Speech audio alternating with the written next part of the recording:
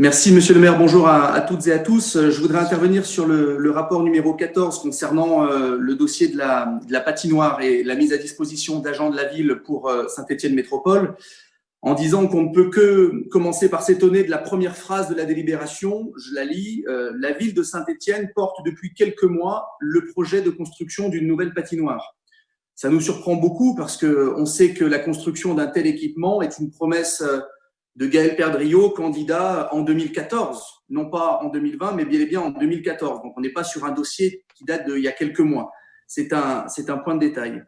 Mais surtout, les élus métropolitains seront ravis d'apprendre qu'il s'agit non pas d'un équipement d'intérêt métropolitain, même si l'expression vient après, mais bien d'un projet porté par la ville de Saint-Étienne. C'est la rédaction, encore une fois, qui est retenue. Ainsi, on peut dire que non contente de payer les promesses du maire de Saint-Étienne, la métropole est là simplement considérée comme une banque à même de financer les projets de la ville-centre. Elle va d'ailleurs commencer par payer des salaires puisque notre métropole, je cite la délibération, n'aurait pas les compétences sur la conception des établissements publics et leur gestion. Soit, mais en est-il de même pour les autres projets métropolitains? A-t-on de manière similaire des mises à disposition, par exemple, d'agents de la ville de Saint-Chamond auprès de Saint-Étienne Métropole pour le projet d'aréna sportive? J'en doute, mais peut-être que je me trompe.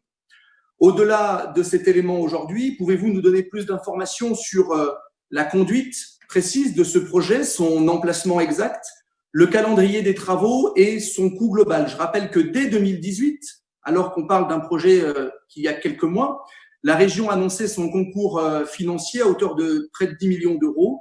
Des financements étaient par ailleurs escomptés de la part de l'État. Où en sommes-nous aujourd'hui? Et enfin et surtout, vous savez que la crise économique actuelle et qui est encore devant nous, les incertitudes sur les ressources des collectivités territoriales incitent de nombreux élus à revoir leurs priorités d'investissement. Vous savez que ce projet de patinoire pose question, en tout cas est contesté, y compris au niveau de Saint-Étienne Métropole.